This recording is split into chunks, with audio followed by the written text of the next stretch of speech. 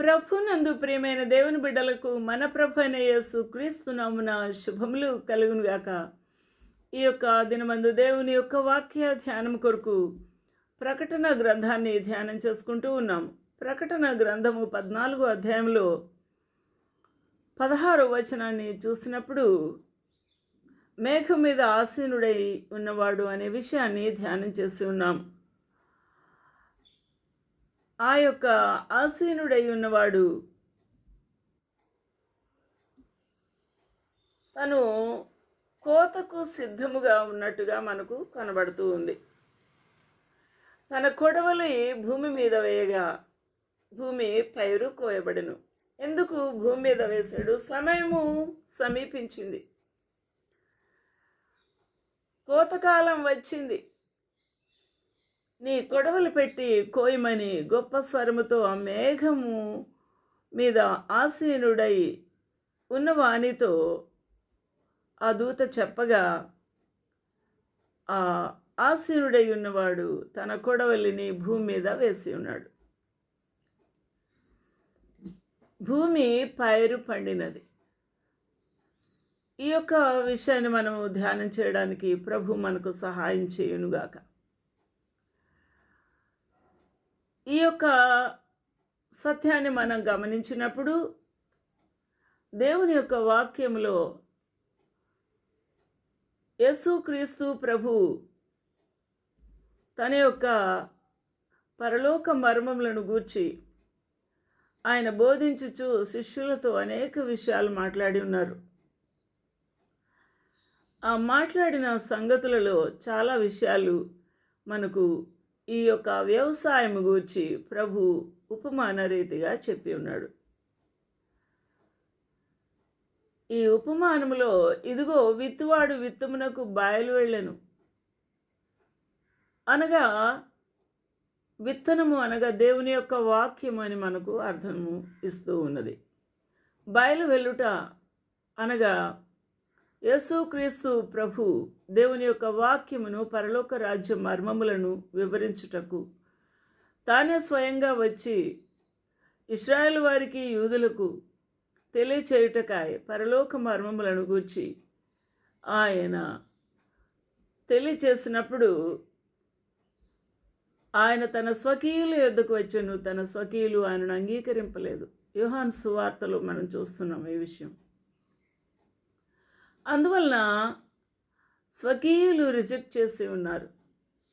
ఇక్కడ విత్తనములు దేవుని యొక్క వాక్యమునకు, పరలోక రాజ్య మర్మములను తెలియచేటుకు తానే స్వయంగా వచ్చి ఉన్నాడు.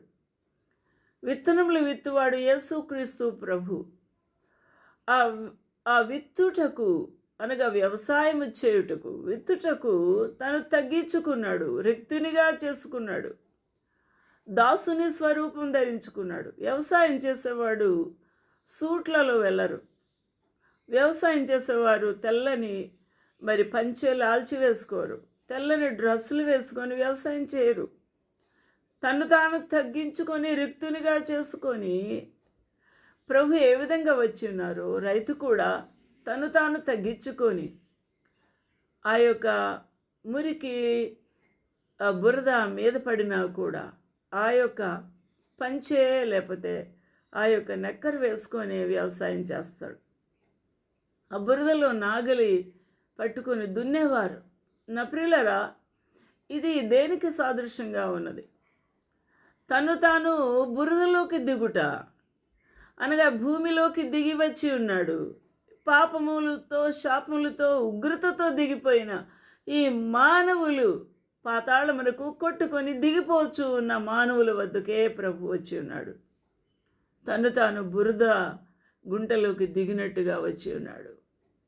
వారికి పరలోక మర్మములను గూర్చి తెలియచేసి ఉన్నాడు. ఆయన బయలు వెళ్ళాడు, పరలోక రాజ్యం నుంచి బయటికి వచ్చాడు.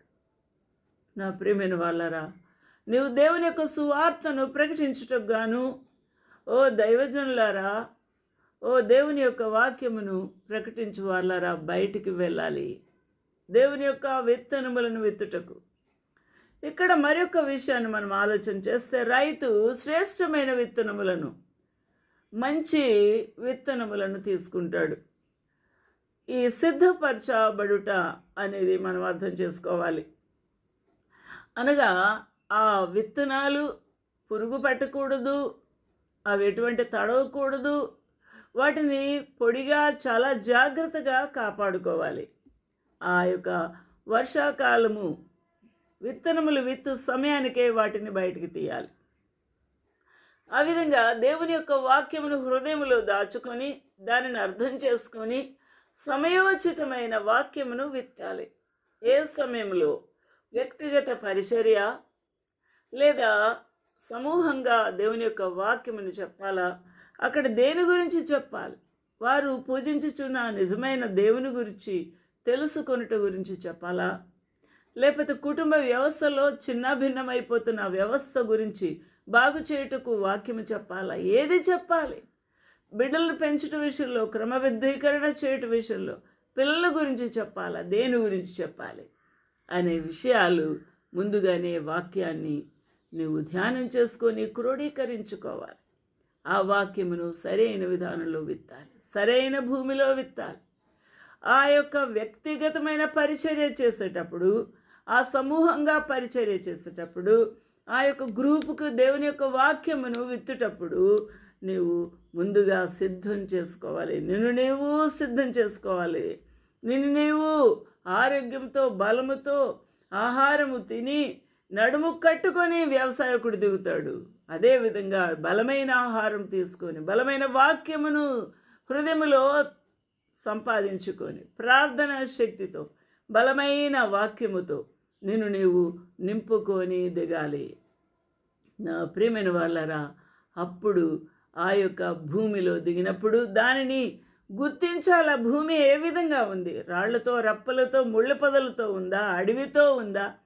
దానిలో ఎండిపోయిన ఆ యొక్క పగులు పట్టిన భూమితో ఉందా? దేనితో ఉంది?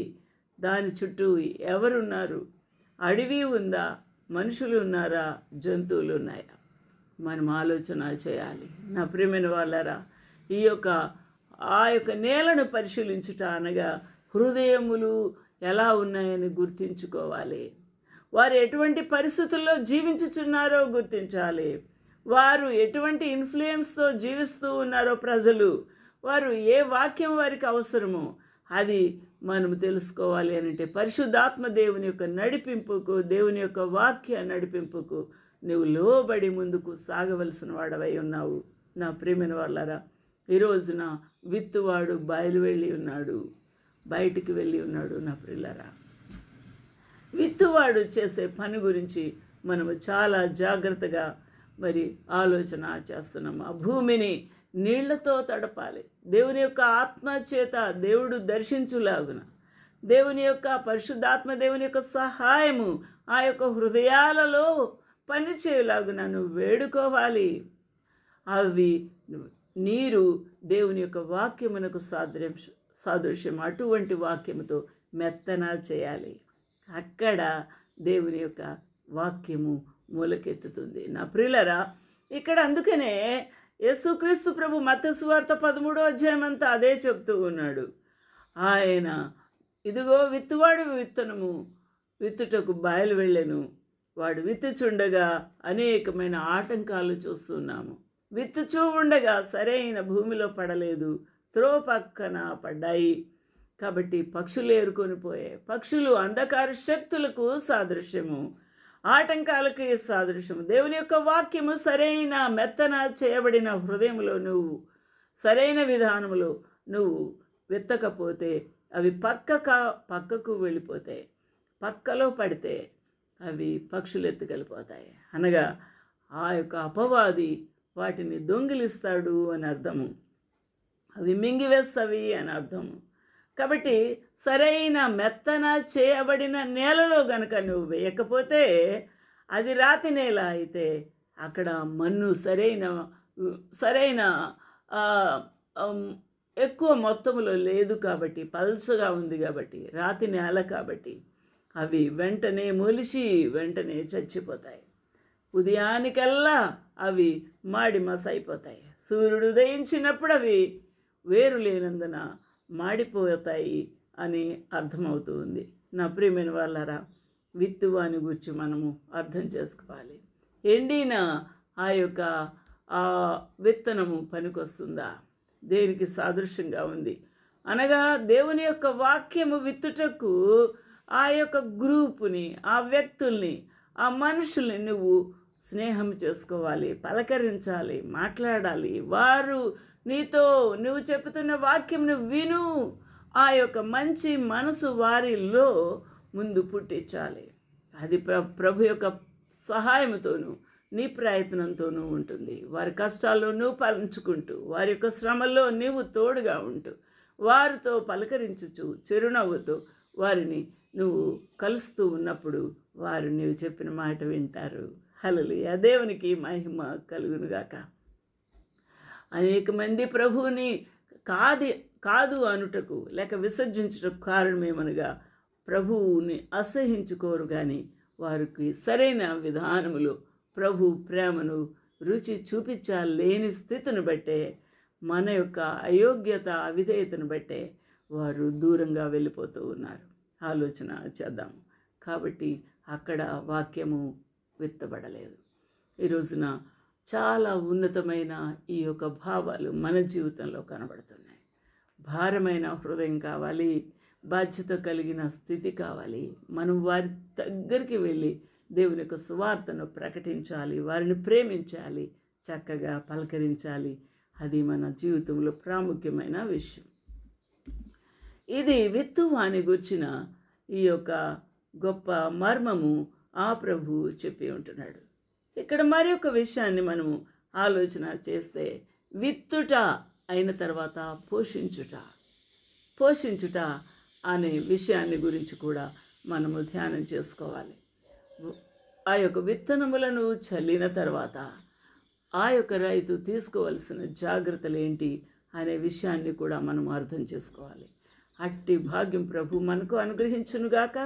దాని గురించి ముందుకు సాగిపోదాము, ఆలోచన చేద్దాము. సహాయం చేయునుగాక ప్రభు. ఆమేన్.